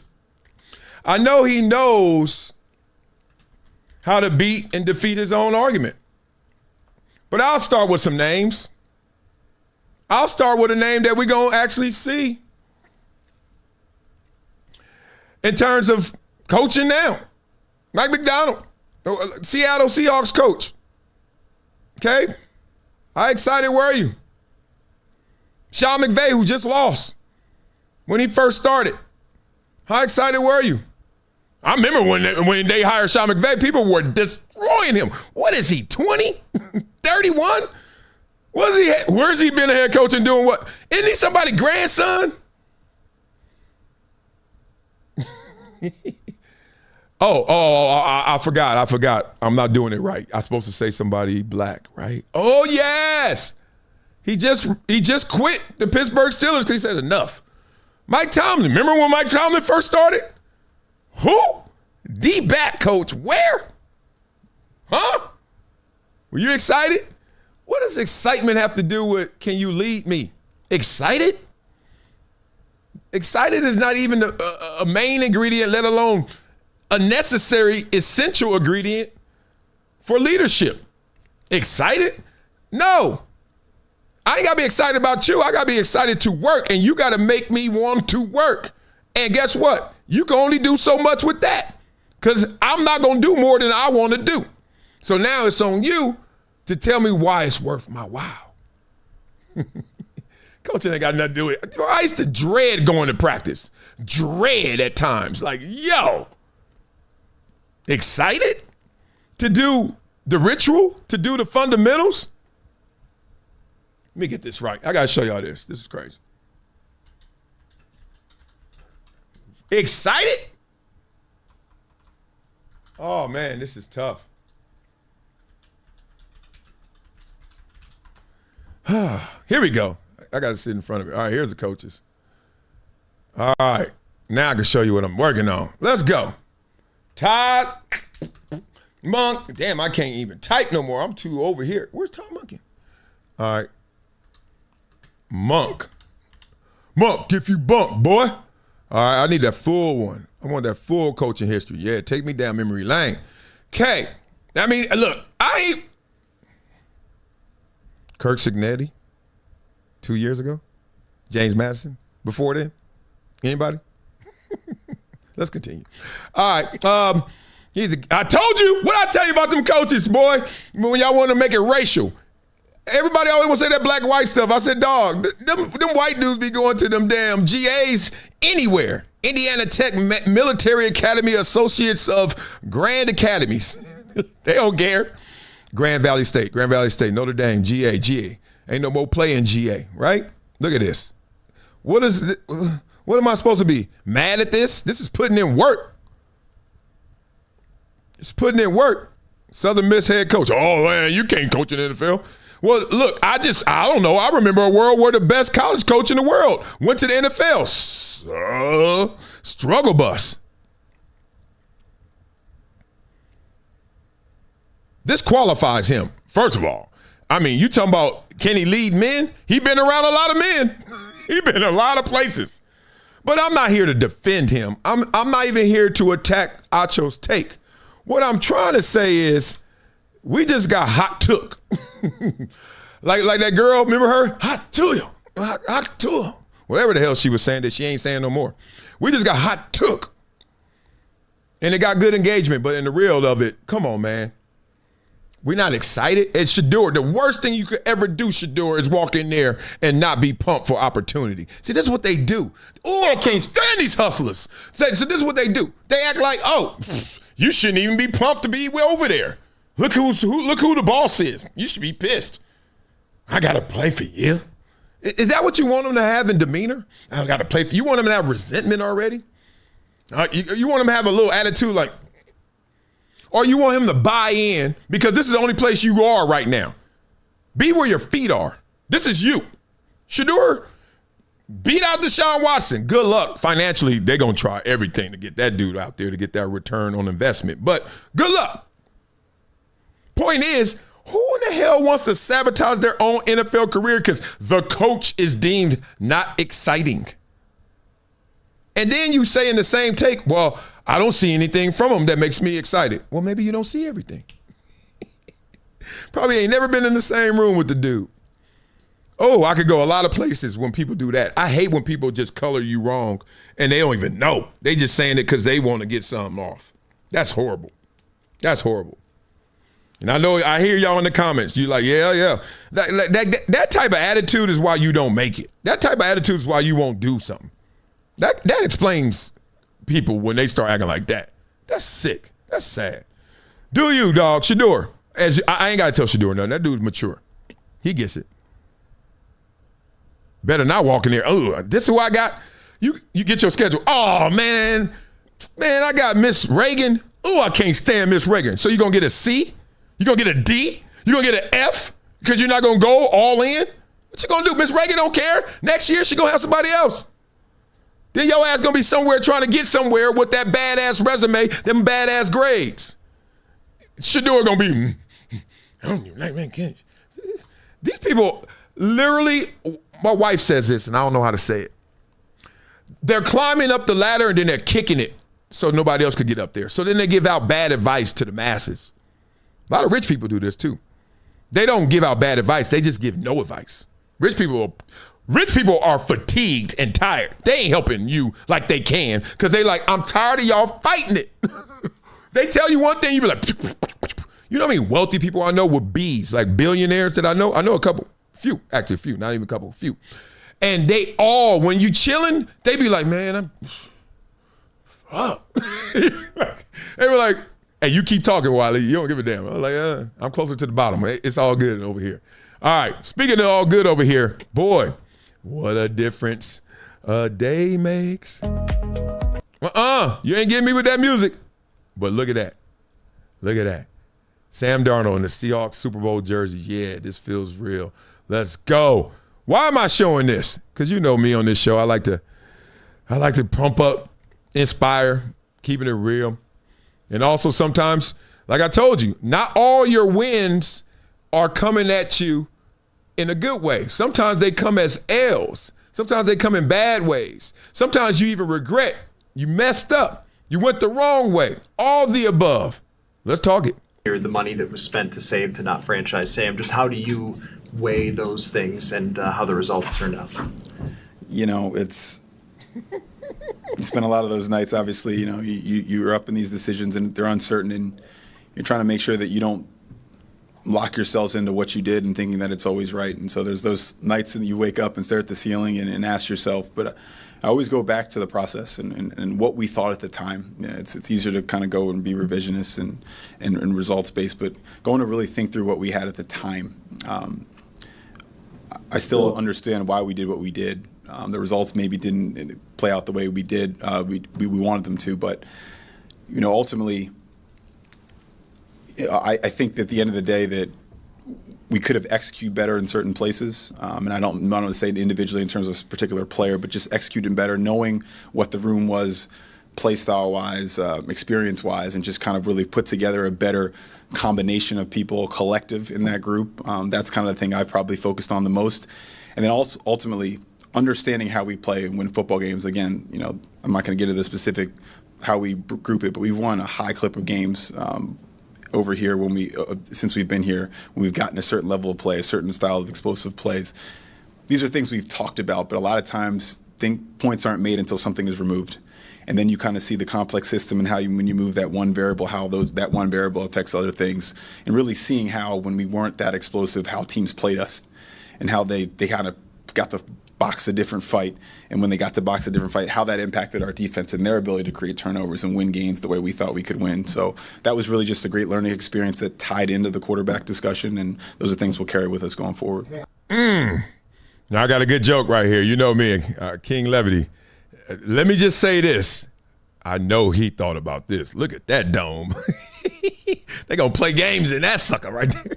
Maximum capacity. Oh, man, big brain, though. I've seen him, heard him talk a few times. That sucker there, though. That's dome dog. Respect. He danced around it, but he's also accurate in dancing because he just doesn't know how this song going to play out. Now, a lot of times you make a decision And then you make the decision, and hopefully you're taking a step forward. And I would say if you got a real big decision to make, I hope in your life you've won more than you lost, right? But we all gonna take a L. Choose this, damn it. But then choose that, yes. Choose that, yes. Damn it, right? So we can't be revisionist like that, not to an absolute, but we can be real. He couldn't say it. He's like, God, dog, what a difference a dude makes. J.J. McCarthy, what the hell? I miscalculated how fast he could take. And even though J.J. had a roller coaster ride, he had some moments. If we really want to just go deeper into it, which we're not, but he didn't have Sam Darnold. Sam Darnold's the only quarterback to have 2 14-win consecutive seasons, like Tom Brady did it and him or something like that crazy. So what he really was trying to say is simple.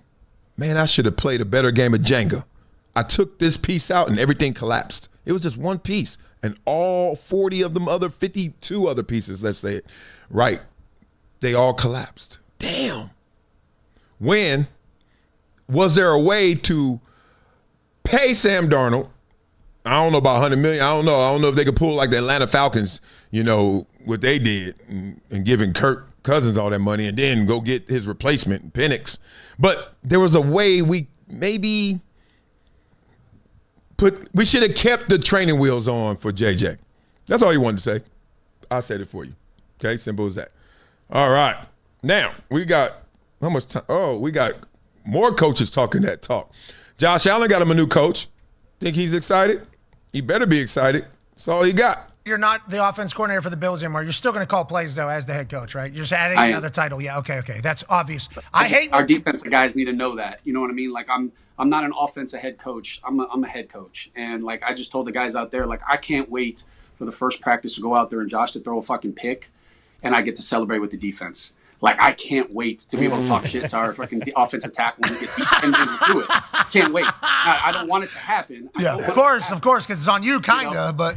I know, you know what I mean? So, but like, I need them to know that I'm in it with them now. You know what I mean? Like, and it's not like, hey, I'm going out to practice and I'm just yelling at the defense. It's like, no, let's go. And I want them to feel that. And so I hope that that's a mentality and a mindset that our guys have is they can't view me in the same way. And so it's not, hey, business as usual, hey, Sean McDermott out, Joe Brady in, and we're just keeping it moving. Like, there's got to be a different mentality in the way that we go about it, and I'm excited for it. You're not the offense. Hey, blah, blah, blah. Way to win not even the press conference, just win the moment. He like, look, it's going to be different because I'm different. With Cam Newton, Jason Whitlock, like, we may do the same things. I'm a head coach, he is a head coach, but we unique. Come on, I'm about to flex. I'm about to let you know I am with y'all. Nothing feels better as a player than when you look at the sideline, your coach is there, and you know he ain't in shape. You know he can't play, but you're just thinking something about him, his persona, something about him, his words, something about him makes you say, oh, he down. If he could, he would. And now you love that. Beat it up in the comments. Let me know what you guys think. I saw this question in here. I got to answer it because I've been getting peppered, and I didn't know where it was coming from, but now I get it. I just did the Acho topic. So people are asking me, Devin Bell, once again, did Acho buy viewers from Fox? I can't say yes to that because I don't know if he bought them. I don't know if he negotiated them. I don't know if they gave them to him. But I do know that those are the old viewers from, what was that show called? Undisputed. Yeah, he got the account. That's why he has 2.6 million viewers. His individual one is still bigger than mine, so I'm not trying to clown. I'm just keeping it real. I think his individual one is like 500, 600,000. But he came in with that show Speak Easy, 2.6. And 2.61 or something like that. And it's going to stay there because you got to lose people because people are like, what? This ain't Undisputed. And then you're going to gain people like, oh, I love Speak Easy. So 2.61 is where they are. Yeah. So whatever you want to say, I don't know that word, bought, whatever, given, negotiated. But he hit the ground running. Let's just say that. Real spit. We got time. We still got time for some topics. Let me get into this. I'm going to save that Barkley since we already talked a little Barkley. Barkley and Michael Jordan. We're not done. Let's save that one. I got to get to this. Austin Rivers one. And then we're going to get into our gangster stuff. Let's get into it. I think we're going to start here. Actually, to get to Austin Rivers, we're going to take this bridge. This bridge is Al Michaels. Ain't nothing better to take. Let's go. What pisses you off the most about the way sports media coverage has changed? Well, I think there's just a lot of stuff out there. I mean, I've always been a stickler for really trying to get everything right. Have I? Of course not. I mean, I've made tons of mistakes through the years. You can't do as many games as I've done and not make a ton of mistakes. But I think right now, Dan, a lot of it is just how can I make noise? How can I be, how can I yell? How can I scream? How can I get into an argument with people? And you see enough of these shows where, to me, to sum it up, I guess basically I would say it's more heat than light. And sometimes it's all heat and no light. And I think that's the one thing that's so disturbing and of course, with the internet now and social media or anti-social media, it's like everybody hates everybody. Blah, blah, blah. Anti-social media. That's interesting. Well, that was only a diving board to get to where I really wanted to go. Because, boy, Austin Rivers, stop playing with me. This dude is like, yo, this game, I think he's tapping out. He's going to talk about the game. Let's go. What's up, everybody? Happy Monday, man. What's cracking, homie? No, right now it's a scary time to be in the United States. A lot of division, a lot of hate being spread. So I hope everyone's being safe out there. May God bless you. If you're not in tune with my podcast, just keep it scrolling. This is for people who are in tune or, subscribed or even listened to my takes on my socials. I'm going to be stepping away from the podcast and will no longer be releasing any episodes for the Off Guard podcast, my podcast. And in short, I just think it's a conflict of interest. I'm trying to excel in the space of color commentary for NBC and Peacock and for the NBA.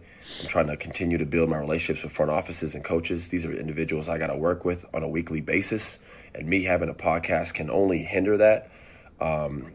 Damn, we just covered this like in sequence of how like Gilbert Arenas was saying, man, Barkley, that was done on purpose. I know you think it was planned, but they planned it on purpose. And then you better have something independent. Then here's somebody who has the hybrid model of independent, and that kind of was even leading him before he got the NBC and all that, and now he's doing all that. Point being, and he's balling. Every time they give him the camera, he excels. Every time he's talking, he excels. But you can tell this. Them players love this dude. Every time they go up to him, I seen one dude give him one of these. What's up, boy? Talk. And then they went in again. I was like, God dang, 3 hugs? Like, Austin breaks it down. Give him love, respect. And now he's like, this path conflicts with that path. Wow. Even though I'm walking away from money or whatever else, I don't really care. I care about the purity of basketball. The podcast space itself, especially related to sports and basketball, can tend to be toxic. And me just having a hot take can come off as disrespect towards an individual or a franchise or an agent or this and that, and that's not really what I'm about at all. Nor does it accurately reflect my actual respect for that individual or franchise or person. So I found myself several times this year where I'd take an opinion or I'd say something about this player or this guy or this coach or this franchise or whatever. I have a million examples. And although it would go viral and do well, and my podcast is doing great, when I would show up to work to call a game, I would see that person or that individual, and the energy could be different. And that's not something I want. I've spent my whole life working and building to make these relationships strong. I was privileged growing up with a father who's obviously who he is, being in the NBA. So I've gotten to know these people since I was a kid. And then I played in the NBA more than a decade, as you all know, and I've been able to build those relationships even stronger. I'm not about to ruin or hinder any relationships because of a podcast. And I've enjoyed doing it. I love doing it. I now get to enjoy other guys who have their podcasts. That's great. They don't have to wake up and go call a game in the NBA and work with these execs and coaches on the front lines like I do. I have aspirations. I look at my father and the successes he's had after his career, and I have those same goals. And I want to do stuff in the space of the NBA. Whether that's commentating, color commentating, which I'm doing right now and which I'm going to be doing in the foreseeable future, or anything else beyond. And that starts with building relationships, and I'm not going to hinder that because of my podcast, and I feel like, in short, it's a conflict of interest. Damn, the incentives really shape the behavior, as we always talk about. The fact that he knows how to penetrate through in the podcast world, because of the algorithm, because of the gas that they give you, like I just told you, what was that, an hour ago, I said, man, I could just go out here and say, Stephen A. Smith says it's ABCs, but because I'm saying it and because I've been critical of him before, then I go up there and say something real.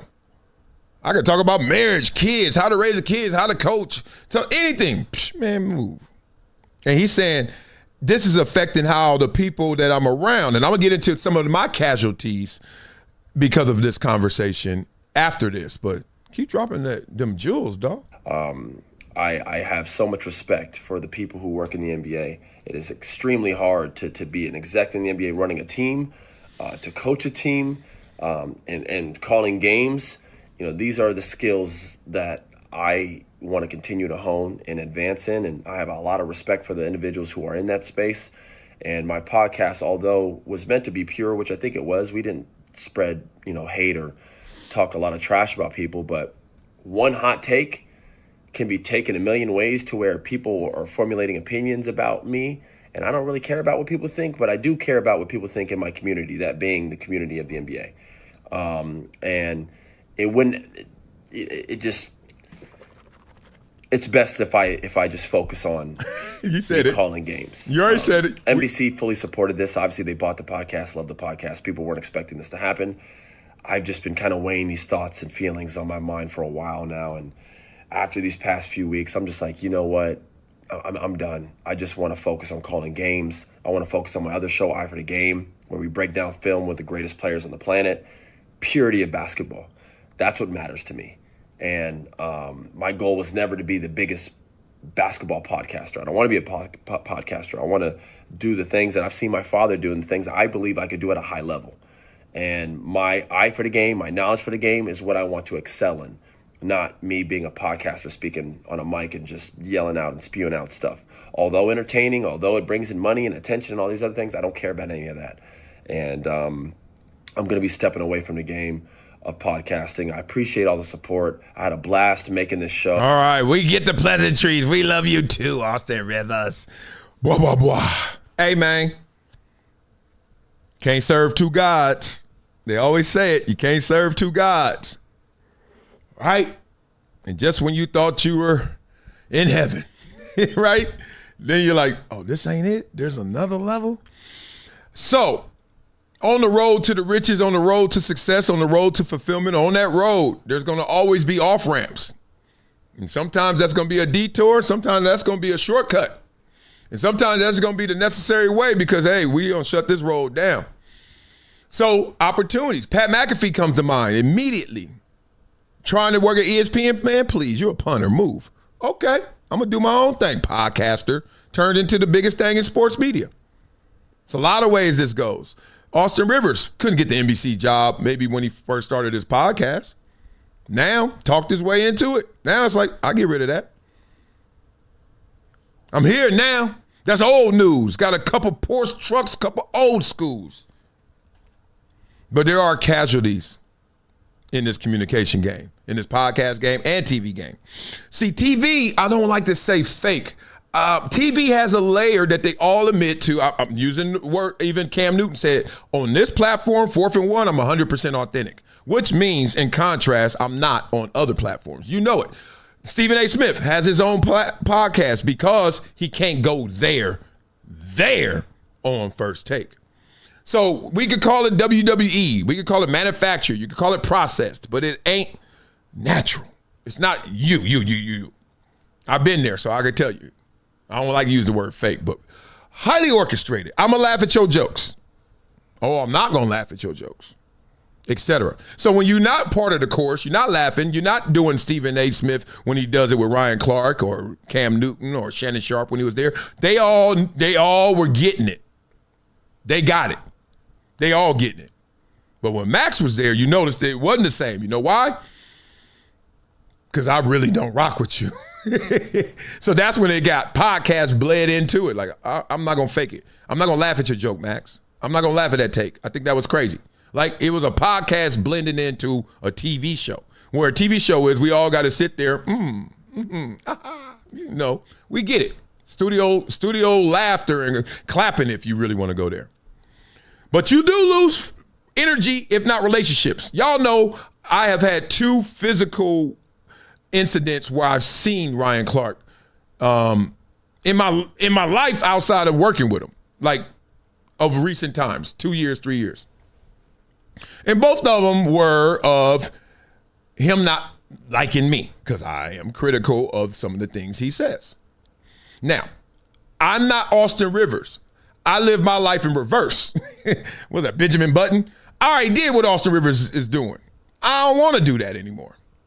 That's not to say I wouldn't do it. I don't want to do it. You get the difference? I don't want to travel around. I don't want to be in Utah, then Denver, then go to Vegas, and then go to Miami. I don't want that to be my week. And then I'm talking about the game. I don't. That's okay, though. But I've already done that. I already flew to Bristol 1,000 times. Flew to New York 1,000 times. I've done that. I just want to chill, put on some shorts, come downstairs while the itty bitties is asleep, and talk some talk. But I do know what he's saying. You lose relationships. Absolutely. Ryan Clark does not like me. I know that. I know that. I knew that when I was on TV, though. He started this whole back and forth for him started on TV. I'm sure Stephen A. Smith and I, when we see each other, I am not interested or not interested in seeing him. It's whatever. I'm going to live my life, and then when we see each other, what's up, big dog? And then I'm going to hear something probably. Maybe I won't.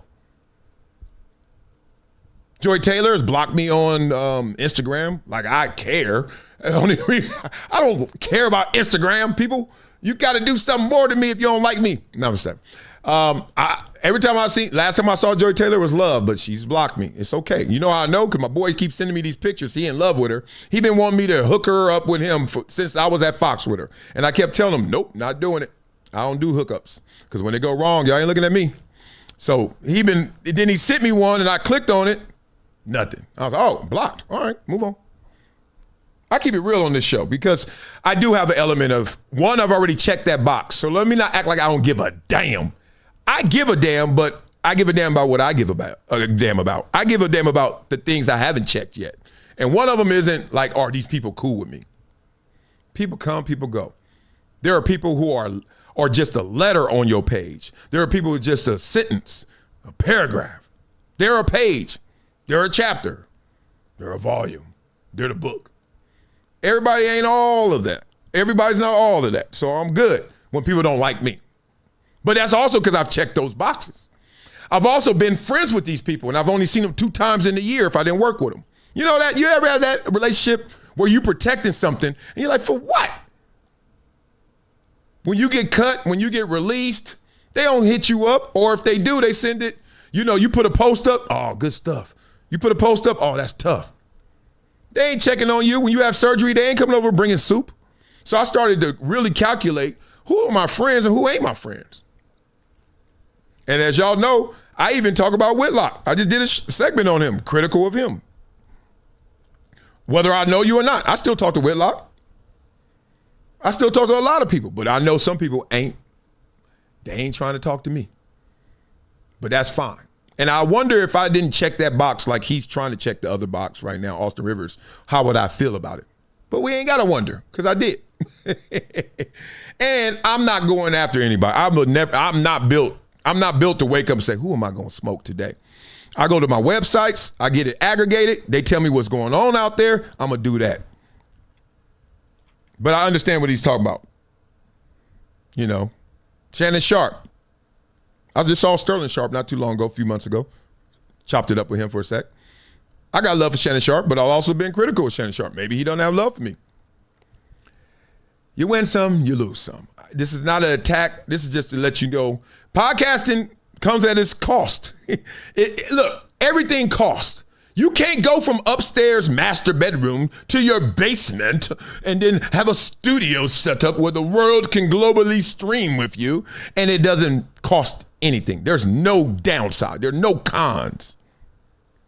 What world are you living in? So I'm glad he's like, look, let me move to the other side of this world and do something different. Respect to him. Respect to him. Okay. All right. What we got? Oh, we got 4 minutes. Let's get to the end. Oh, we got so many good topics left. Y'all don't understand this show. This show does itself. I think Max Kellerman said that the other day, how this show does itself. Oh, man. We got politics and all that stuff. I ain't gonna leave y'all with that. I'm gonna leave y'all with something positive right now. Okay, y'all lucky. Y'all got. Oh, we got to do our article. We got to read our paragraph from our article, and then let's get out of here. So let's do this. I always do that. Look at Donald Trump pointing at me. You. A nation consumed by self-hate cannot be great. Self-loathing has corroded both the American psyche and the soul of the West. How did this happen? Through the stories we tell about ourselves. And the most powerful story is history.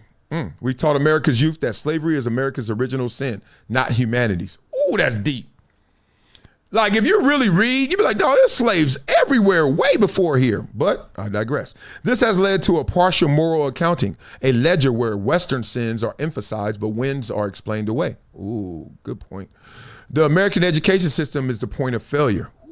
As this UCLA student explains, he was taught one version of history in school. He learned the rest online. Really? I got to hear this. I know. I didn't. Let me let him talk first before I go there. Younger years, I was kind of taught that the Europeans just went to Africa and just took people, and then has realized that the African people they participated as well in it. How did you learn that in more recent years? Do you remember how you learned that? I have no idea. Honestly, I might have seen it online. I don't know if I was... TikTok? Yeah, no, seriously, yeah. I don't know if I was fully taught that in class. Interesting. But, yeah. So you learned this one version of the history in school, and then you learned another version on like TikTok or wherever you picked it up. So let's assume that someone only learned the school version. How do you think that would change their perception of slavery? Yeah, it definitely can totally shift the narrative of where sort of the evils are being originated from. And, interesting. Blah, blah, blah. Yeah. I think everyone has gotten an understanding, a greater understanding since our school years, obviously, right?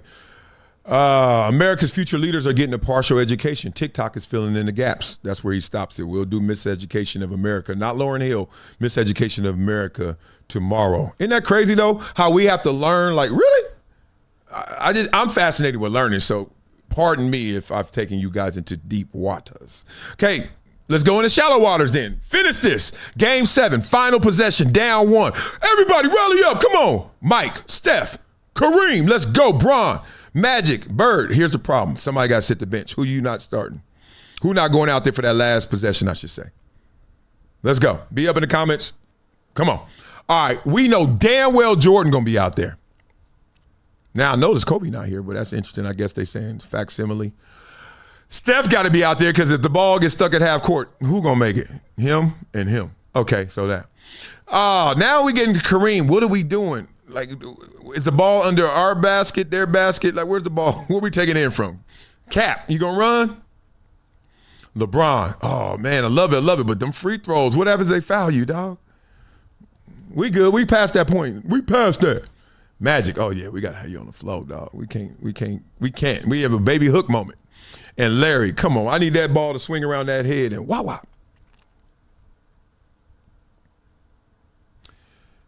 Who's off? I think Cap. Damn, that's a lineup, though. We losing some size. Who playing the center? LeBron? That's a fast-ass team. Be up in the comments. Let me know who you guys think. Hey, this was an amazing show. I love you guys. Make sure you like this video, like this stream, so that we can just keep going and keep flowing. And love for you guys. Have an amazing day. Peace. It's been a decade plus that I knew that this day was going to come. Oh, this is not hyperbole.